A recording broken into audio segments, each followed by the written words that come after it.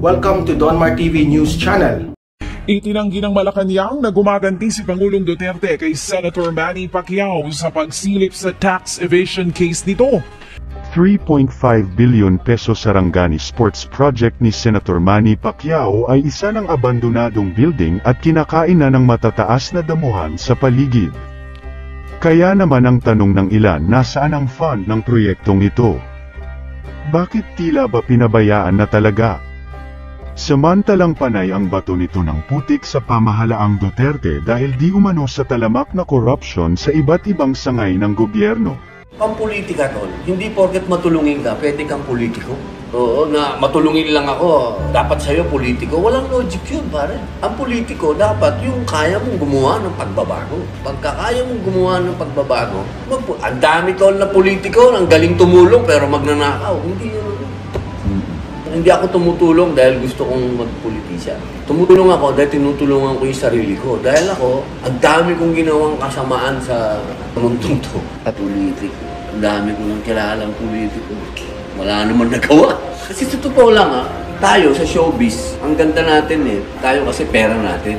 Pag tumulong ka, wala nang ibang dadaanan. Diba yun ang masarap pag pera mo Pag pera ng gobyerno, hirap nun Ako talaga, dami talaga. Pare magmula pa yun noon.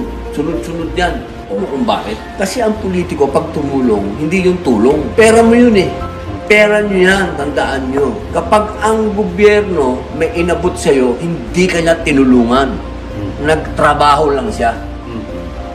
Pero pag tayo, pera natin, na sarili, yung pambibili mo na lang ng sports car, hindi mo ibinili at ibinigay mo sa kapwa mo, yun ang tulong. Yun ang difference. Kaya ako, hindi ako naniniwala dun sa pagka matulungin ka, magpolitika ka, kalukuhan. Pag politiko ka, siguraduhin mong gumawa ka ng pagbabago. Di ka naman po magaling magtalumpati, pero naging senador ka. Iyon ay dahil may pera ka at sikat ka. Ngayon, gusto mo maging presidente? Ibang usapan na yan. Kinabukasan na ng buong bayan ang nakasalalay dito. Alam na alam ng buong bayan na mahina ka sa politika. Pinagbigyan ka lang na manalo sa Senado dahil 24 naman kayo. Pero pagka-presidente, Manny, 110 million tayong Pilipino. Kailangan natin ng leader na mautak at may sariling diskarte. Kailangan natin ng leader na malalim mag-isip at magaling kumilatis ng tao. Kailangan natin ng leader na may alam sa puntong legal at technical na bagay sa batas at sa gobyerno. At hindi ikaw yon, Manny. Kaya mag-aral ka muna, Manny. Magmasid at maghintay. Mag-apprentice ka muna, mag-sidekick. Upang maunawaan mo ng lubos ang politika. Huwag mong sabihin, Manny, na malinis ka at hindi ka korap. Dahil marami kang pinasok na malalaking negosyo gamit ang impluwensya ng iyong pera at kasikatan mo. To Senator Manny. Dear Senator Manny, hindi po kasalanan ang maging bobo. Hindi din po kasalanan kung wala kang pinag-aralan. Ang masama ay yung alam mong bobo ka pero pinipilit mong magkunwaring may alam ka. Masama din pong mandaya ng diploma para lang masabi na may pinag-aralan ka. Iba-iba ang talento ng tao. Pwedeng matalino ka sa ibang bagay, pero bobo sa ibang gawain. Merong matalino sa sining, at meron ding ibang matalino sa matematika. Ang iba naman sa pagsusulat, pero walang tao na matalino sa lahat ng bagay. Sadyang may mga bagay talaga na hindi para sa'yo. Tulad sa'yo, matalino at henyo ka sa boxing. Kaya sumikat ka sa buong mundo at nagkapera. Kahit ano pang daya ang gawin sa iyo ng kalaban, mananalo at mananalo ka pa rin dahil henyo ka sa loob ng ring. Pero pag sa ibang bagay, pwedeng mahina ka at hindi ka magaling. Dahil may pera ka at sikat ka, kaya nagagawa mong malusutan lahat ng kapalpakan mo. Di ka naman po magaling umarte pero naging artista ka. Di ka naman po magaling kumanta pero naging recording artist ka. Di ka naman po magaling sa basketball pero nakapaglaro ka sa PBA. Di ka naman po magaling magtalumpati pero naging senador ka. Iyon ay dahil may pera ka at sikat ka. Ngayon, gusto mo maging presidente? Ibang usapan na yan. Kinabukasan na ng buong bayan ang nakasalalay dito.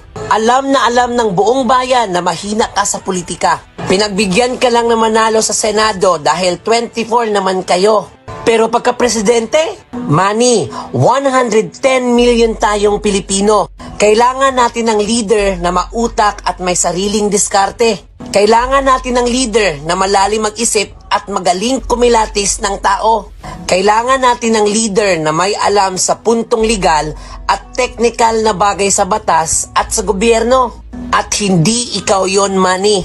Kaya mag-aral ka muna, Manny. Magmasid at maghintay. Mag-apprentice ka muna, mag-sidekick, upang maunawaan mo ng lubos ang politika.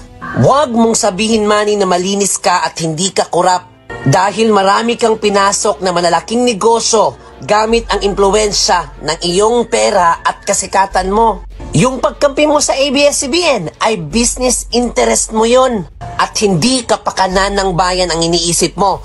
May panahon na po para mag-isip ka, Manny. Iba ang boxing at iba ang politika. Kung meron man tayong sobrang henyo sa paglalaro ng boxing, ikaw yon, Senator Manny.